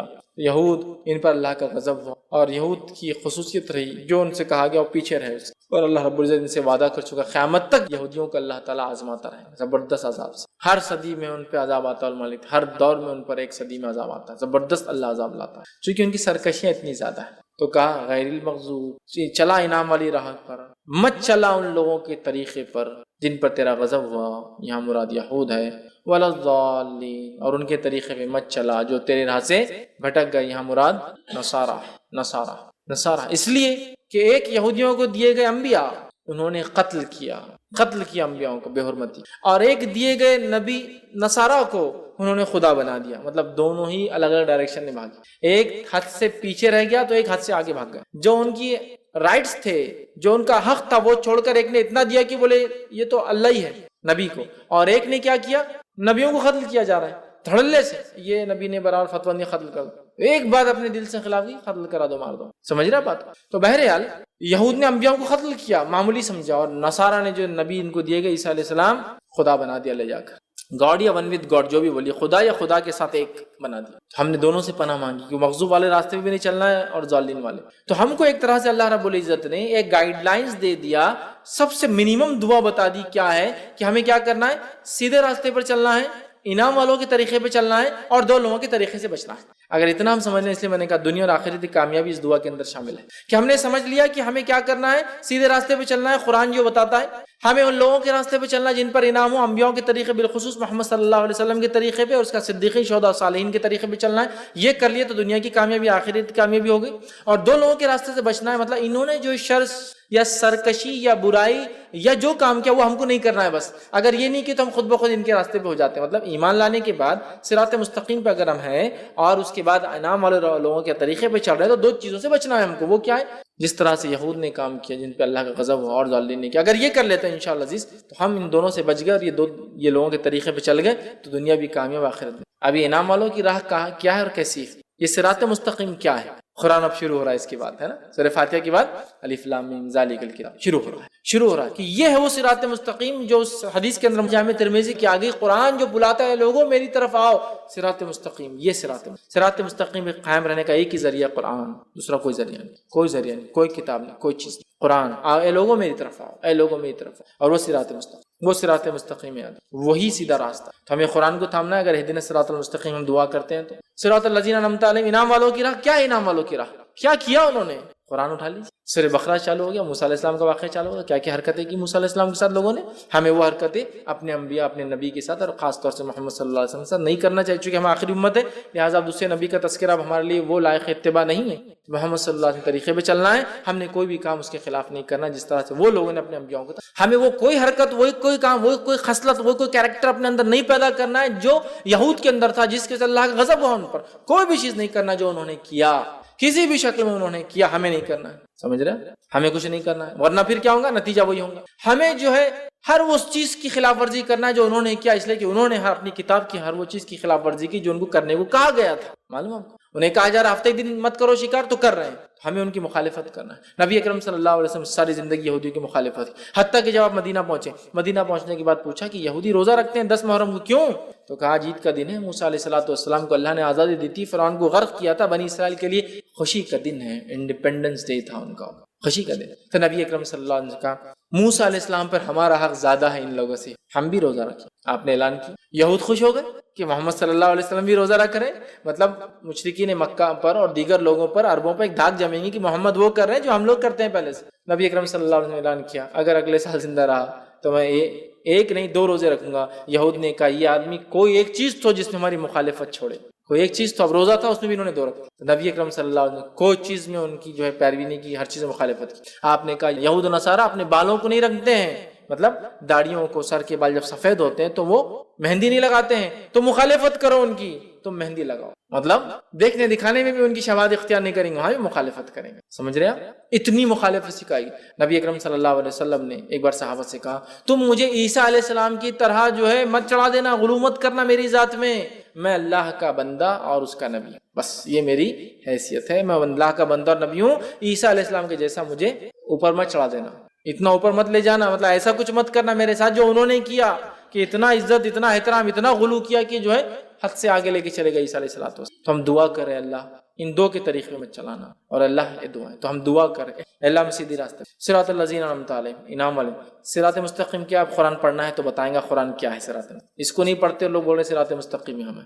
دوسرا انعام والوں کا طریقہ اور راستہ کیا ہے، یہ قرآن پڑھنا پڑے گا، وہ بتائیں گا انعام والوں کے واقعات، قصے.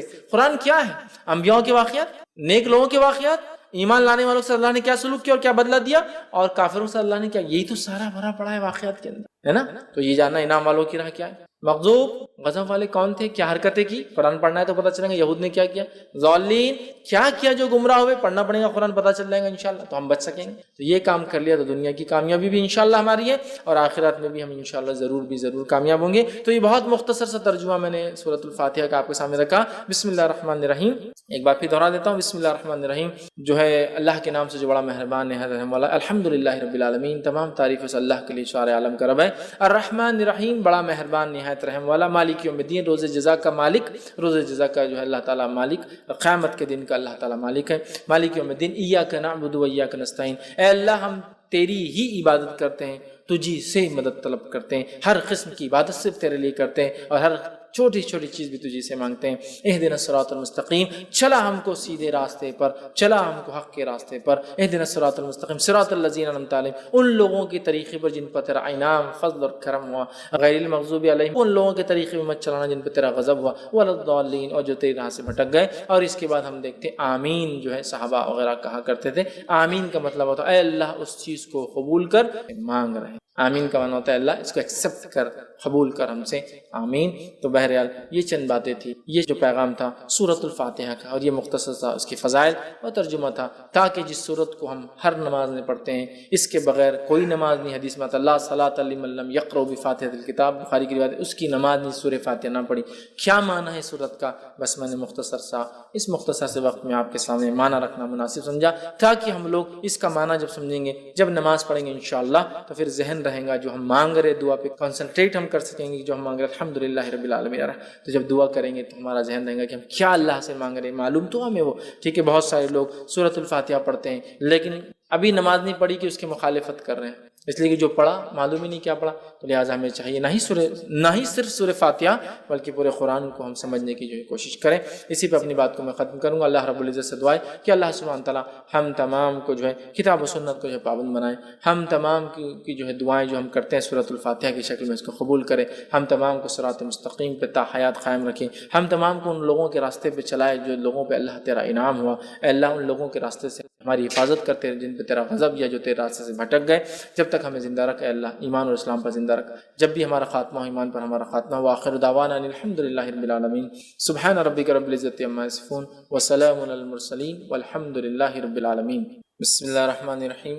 الحمدللہ رب العالمین والصلاة والسلام علی خاتم النبیین والمرسلین. رب اشرح لی صدری ویسر لی امری واحلل عقدۃ من لسانی یفقہوا قولی. اما بعد. جی السلام علیکم ورحمۃ اللہ وبرکاتہ. فیض بھائی, جیسے کہ آپ نے بتایا اللہ مطلب جو گھمنڈ کرتے ہیں تو ان تکبر کرتے ہیں ان کو بالکل بھی پسند نہیں کرتا. تو جو لوگ جو بھی مسلم ہیں جو گھمنڈ کرتے ہیں تکبر کرتے ہیں, کیا وہ اسلام سے خارج ہو جائیں گے یا پھر ان کا مطلب کیسا رہے گا؟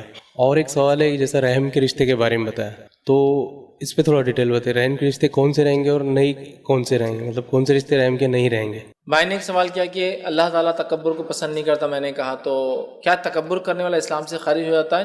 تو یاد رکھیے تکبر کرنے والا ایک گناہ کبیرہ کرتا ہے لیکن وہ اسلام سے خارج نہیں ہوتا ہے. اسلام سے خارج نہیں ہوتا, اس لیے کہ یہ ہمارا عقیدہ ہے گناہ کبیرہ کرنے سے اسلام سے انسان خارج نہیں ہوتا جب تک کہ کفر و شرک نہ اختیار کرے. حالانکہ یہ بھی گناہ کبیرہ لیکن اسلام سے خارج ہو جاتا ہے. ٹھیک ہے, ورنہ ایسا کوئی گناہ کبیرہ کر لے جیسا کہ زنا کر لے یا تکبر کر لے تو اس سے اسلام سے خارج نہیں ہوتا ہے, اس کو توبہ کرنا لازم ہے. لیکن تکبر یاد رکھیے ایک بہت سنگین جرم ہے, اس لیے کہ اللہ کے رسول صلی اللہ علیہ وسلم ایک حدیث میں فرماتے ہیں کہ اللہ فرماتا ہے کہ تکبر, کبریائی, بڑائی یہ اللہ کی چادر ہے. یہ اللہ کی چادر ہے, سمجھ رہے آپ؟ مطلب یہ اللہ کا حق ہے, اس کا اختیار ہے کہ وہی یہ کر سکتا ہے.